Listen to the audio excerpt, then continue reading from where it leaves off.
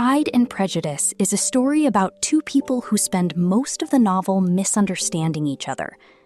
But there's something the 1995 adaptation understands about Elizabeth Bennet and Mr. Darcy that the novel can only suggest. When they are alone, they behave remarkably alike. Not because they say the same things, not because they share the same social position, but because they process emotional upheaval in almost the same way. My opinion of you was decided when I heard Mr. Wickham's story of your dealings with him. Well, at least in that I may defend myself.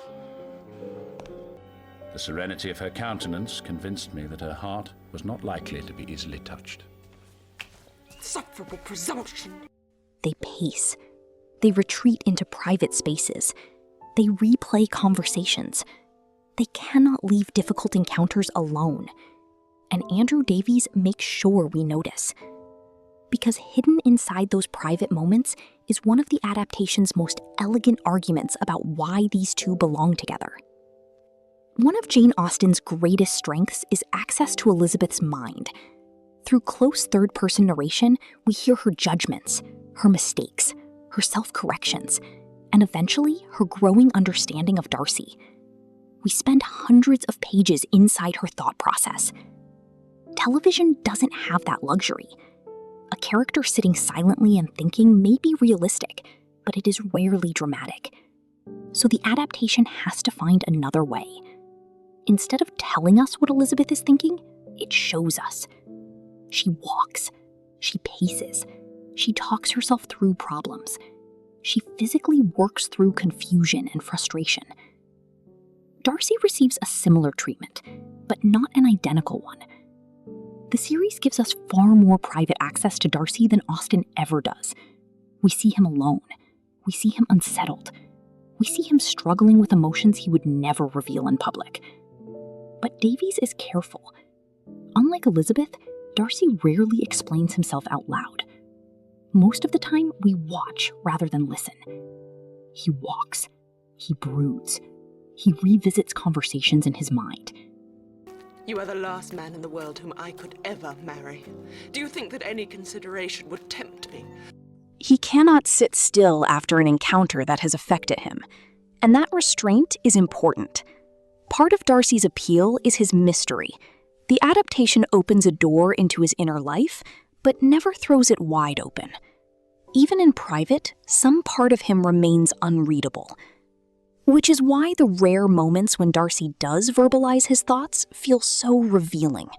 They are not explanations. They are brief cracks in the armor. My opinion of you was decided when I heard Mr. Wickham's story of your dealings with him. Well, at least in that I may defend myself. Regency England was a world built on performance. Every interaction carried social expectations. Darcy was expected to be composed, authoritative, and controlled. Elizabeth was expected to be pleasant, agreeable, and properly feminine. Neither character fits comfortably inside those expectations. Both perform them because society requires it. But when the adaptation catches them alone, something changes. The social role falls away. Darcy is no longer the master of Pemberley. Elizabeth is no longer the witty daughter entertaining a drawing room.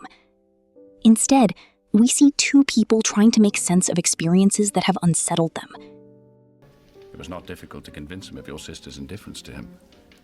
I cannot blame myself for having done thus much. For destroying all her hope of happiness? Yes, I'm sure you do not blame yourself. Hateful man. And those moments create a rare form of intimacy. Not romantic intimacy. Human intimacy. The audience is allowed to observe them when they are no longer managing anyone else's impression of them. This is where the adaptation becomes especially clever. On the surface, Elizabeth and Darcy appear to be opposites. He is wealthy, reserved, and socially powerful. She is comparatively vulnerable, outspoken, and quick to challenge convention. But the series repeatedly places them in visual situations that reveal a deeper similarity. Both become restless after emotionally significant encounters. Both retreat into private spaces. Both obsess over conversations that refuse to leave their minds. Both need movement in order to think. Mr. Wickham is the son of a very respectable man. I have no wish to deny this, nor can I blame myself for any of my actions in this matter.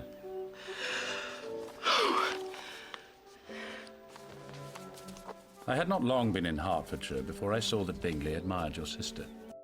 What makes this technique especially effective is that the adaptation does not distribute these moments equally among the cast. Many characters exist primarily within their social roles. Mr. Collins performs the clergyman. Lady Catherine performs authority. Caroline Bingley performs accomplishment. Wickham performs charm. But Darcy and Elizabeth are repeatedly granted something more valuable: private emotional space. The series allows us to watch them think, to watch them struggle, to watch them become themselves when nobody else is looking. More than any other characters, they are given moments of unperformed selfhood. And the result aligns surprisingly closely with one of Austen's recurring concerns. Again and again, Austen asks whether people can see beyond appearances, beyond manners, beyond status, beyond first impressions. The great achievement of Elizabeth and Darcy's relationship is not that they learn to love each other. It is that they eventually learn to see each other clearly. And the adaptation begins building that idea long before the story says it aloud. It seems like a small detail, a few scenes of pacing, a few moments of solitude, a handful of private reactions scattered across 6 episodes. But those moments are doing an enormous amount of work. They show us 2 people who process the world in remarkably similar ways. 2 people who challenge themselves as fiercely as they challenge each other. 2 people whose similarities become visible long before their romance does. The love story doesn't begin with a declaration. It begins with recognition. And Andrew Davies quietly builds that recognition into the fabric of the series, in movement, in silence, and in the private moments when both characters stop performing and simply become themselves. Tell me in the comments, what is your favorite moment in the 1995 adaptation that reveals something about Darcy or Elizabeth that the novel could only describe? I'm Sana. This is Monica's Pie. The story's never just the story.